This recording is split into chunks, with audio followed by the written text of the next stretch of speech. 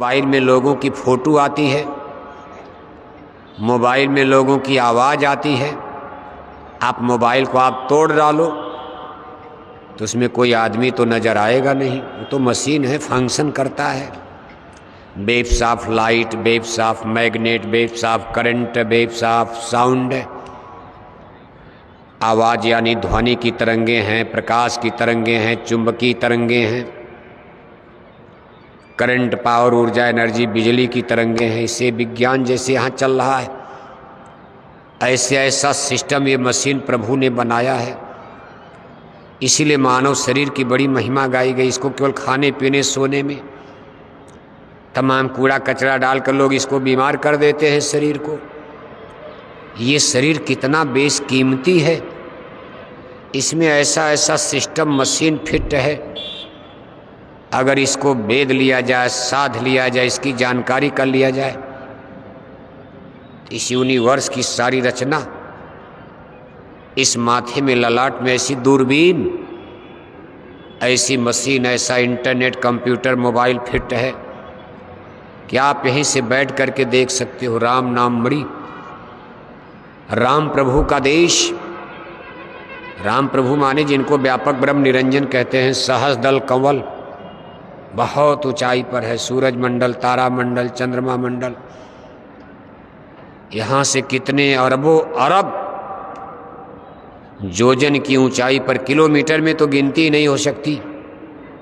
लेकिन आपको इस माथे में ललाट में इतनी बड़ी दूरबीन मशीन लगी है, इतने दूर की चीज़ को आप यहीं से देख सकते हो।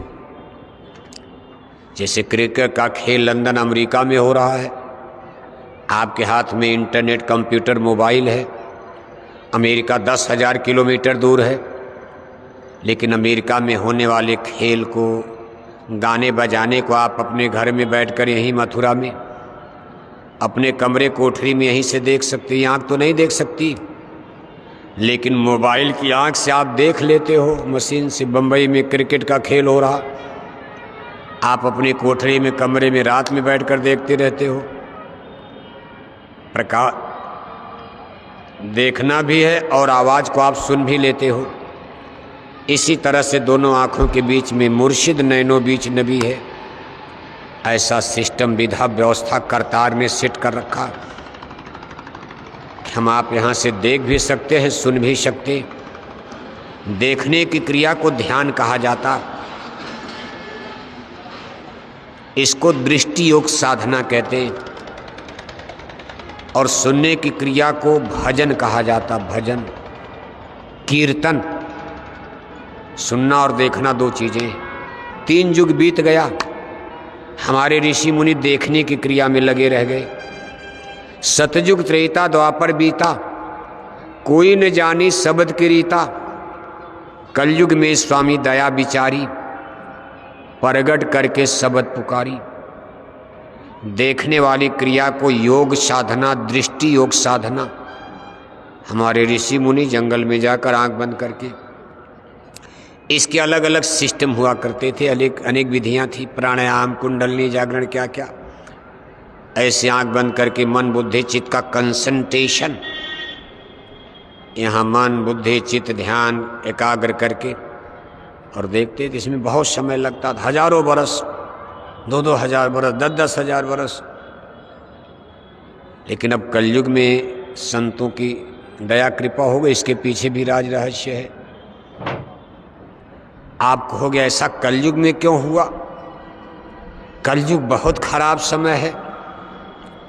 अगर ये चीज़ द्वापर में, त्रेता में प्रकट हो जाती, उस समय भी हम लोग रहे ही होंगे। मान लो बहुत से लोग गाय, बैल, कुत्ता, बिल्ला में रहे होंगे, लेकिन बहुत से लोग मनुष्य शरीर में भी तो रहे होंगे। ध्यान किया होगा, योग किया होगा, तपस्या किया होगा। अगर ये भेद त्रेता द्वापर में, सतयुग में प्रकट हो गया होता तो हम लोग उसी समय निकल गए होते। इतने भ्रष्ट नहीं थे, इतना कोई मांस नहीं खाता था, न इतना शराब पीते थे लोग, न इतना लोगों का नैतिक बल, चरित्र बल गिरा हुआ था। कलयुग की तरह से इतना करप्शन, बुराई, भ्रष्टाचार नहीं था। हमारा मन, हमारी बुद्धि इतनी कलुषित, इतनी गंदी नहीं थी कि इसको अब धोना पड़ रहा बार बार, लेकिन इसके पीछे एक करुण कहानी है। जब काल प्रभु जीवों को मांग करके यहाँ ले आए और यहाँ देखो तन मन के पिंजड़े में बंद कर दिया, तो सतपुरुष भगवान को चिंता हो गई। कहा भाई काल लाए तन मन में घेरा, दुख पाए तुम बहुत घनेरा। सतपुरुष भगवान सतपुरुष चिंताधारी, उनके चित्त में चिंता आ गई कि भाई हमारी आत्माएं तो अब फंस गई। उन्होंने अपने 16 सुतों में से एक उनके 16 पुत्र बताए गए हैं। उनके एक पुत्र का नाम था जोगजीत। उनको उन्होंने बुलाया कि भाई ये भी 16 सुत में हैं, जिनको व्यापक ब्रह्म निरंजन, ये तो सबसे छोटे पुत्र थे। कहा देखो भाई इन्होंने तो तमाशा कर दिया, तमाम सुरतों को ले जाकर फंसा दिया काल जाल में। अब आप जाओ इनको निकालने के लिए जाओ।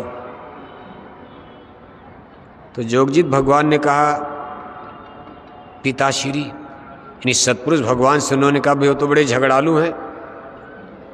एक बार मानसरोवर में हमारा उनसे झगड़ा हो चुका, यानी वो अपने भाइयों से भी झगड़ा किया करते थे सतलोक में। कुछ ऐसी चीजें थी जिससे उनका देश निकाला हुआ है, सतलोक से निकाल दिया गया। कहा आप भेज रहे वहां झगड़े झंझट करना, हम आपको इतनी बड़ी पावर, यानी सतपुरुष भगवान कह रहे हैं कि हम आपको इतनी बड़ी पावर, ऊर्जा, एनर्जी, शक्ति देकर भेज रहे हैं, या ये मान लो हम आप में ही होकर के प्रकट हो रहे हैं, हम खुद चल रहे हैं आप में होकर, आप चलो। तो वो देखो आते हैं, लेकिन चूंकि यहाँ आने का रास्ता एक ही था और रास्ते पर उनका सिंहासन, उनका तख्त, जिस गेट से उन्होंने सुरतों को नीचे उतारा उसी दरवाजे पर उन्होंने अपनी तख्त लगा दिया, ताला लगा दिया, कुंजी उनके हाथ में। अब जोगजीत भगवान को अगर आना है, उसी दरवाजे पर वो खुद बैठे हैं पहरा चौकीदारी, और उसके नीचे एक और ताला लगा दिया, उस पर अपनी अष्टांगी देवी माया को बैठा दिया। छोरत ग्रंथि जान खगराया, विघन अनेक करे तब माया। ऊपर अपने बैठ गए और निचले दरवाजे फाटक पर अपनी अष्टांगी देवी आदि शक्ति माया को तलवार लेकर बैठा दिया। कहा किसी को निकलने मत देना। अब वो जब ऊपर से आए तो इनसे भेंट होती और वो कहते भाई आप, दोनों लोगों में मुलाकात होती। पहले तो उनका हमारे भाई हैं, दोनों लोग भाई का रिश्ता था, जोगजीत और निरंजन प्रभु का भाई का रिश्ता। 4 का भेद तो नीचे आ गया, 12 अभी ऊपर रह गए। 4 तो गुरु महाराज ने ही आपको बता दिया, नीचे से निरंजन से शुरू करते हो आप। इन लोगों के लिए एक रचना का विस्तार कर दिया। इस तरह से 16 ब्रह्म हैं। ब्रह्म माने राजकुमार, राजपुत्र, सतपुरुष भगवान के 16 सुत, उसे में से 4 ये। अब उसी में से जो 12 थे, एक जोगजीत को भेज रहे। कहा भाई आप ही हो, कहाँ जा रहे हो? आपने ही हमको मानसरोवर से खदेड़ा था। कहा भाई हमने खदेड़ा नहीं था, हमको तो पिता ने भेजा था आपके लिए कि भाई वो मानसरोवर में गए हैं, जरा उनको ले आओ जगा करके। अब आप हमारे ऊपर नाहक में ही क्रोधित हो गए, गुस्सा कर गए।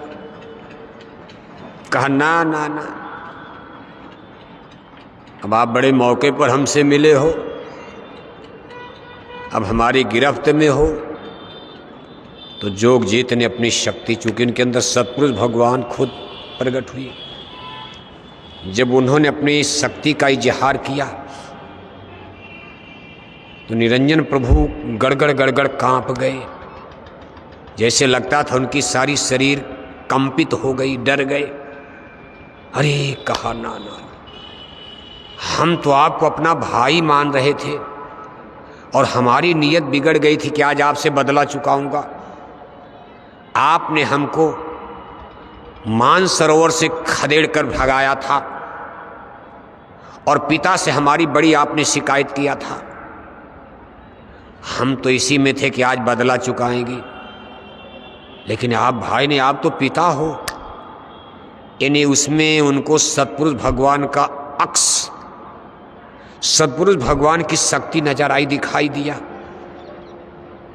काल प्रभु जैसे जब मूर्छित हुए तो उनको लगा ये मेरे भाई नहीं, जोगजीत ने तो सतपुरुष भगवान पिता खड़े हैं।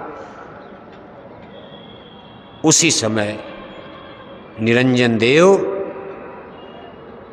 उनके चरणों पर गिर जाते, भाई को पिता तुल्य मानकर उनके चरण पकड़ ले। अरे कहा, आप में और पिता में कोई अंतर नहीं, बोलो क्या चाहते। कहा देखो भाई, हमको दरवाजा खोल दो, हम मृत्यु लोक में जाना चाहते और आपने वादा किया था भाई हम इनको फंसाएंगे नहीं, आपने फंसा दिया। अब हम इनको निकालने जा रहे हैं। ज्ञानी बेग जाओ संसारा, सब जीवन का करो निवारा। पिता ने जोगजीत को हुक्म दिया कि आप ज्ञानी बेग जाओ संसारा, जल्दी जाओ और सब जीवन का करो निवारा, इनको निकाल कर वापस लाओ।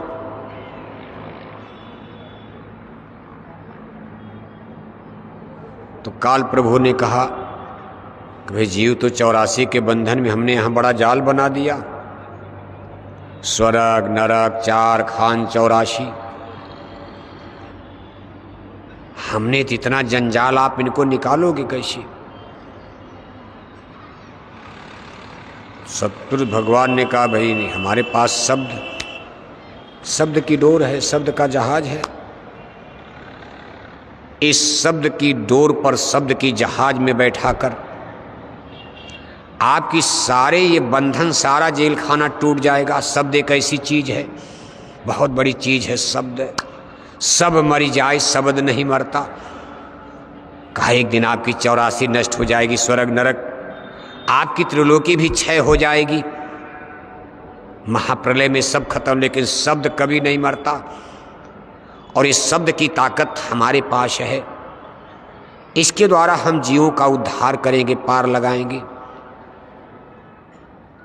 और जब इसका इजहार किया था तो बताया जाता कि निरंजन प्रभु हिल गए थे, वो कांप गए कि मेरा मृत्यु लोक उजड़ जाएगा। देखते देखते उजड़, अगर शब्द का इजहार हो गया,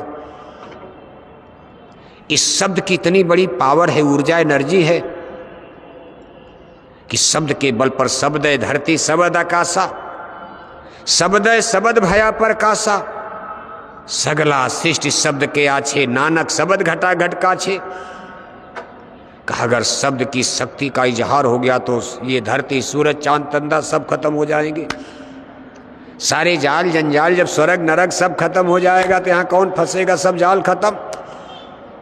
उस समय निरंजन प्रभु कांप गए थे, लेकिन उन्होंने देखो बड़ी चतुराई से काम लिया, छोटे बन गए।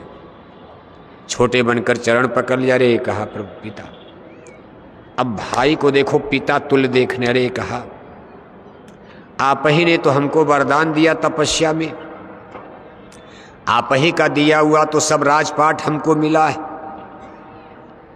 और आप ही हम उजाड़ दो हमको, क्या फर्क पड़ता। अब तो दोबारा हम तपस्या कर नहीं पाएंगे, फिर हमारे लिए कुछ ठीक है, आप जाओ, आपको अब कौन रोक सकता है। आपके पास जो शब्द शक्ति है, इसके आगे कोई टिक नहीं सकता।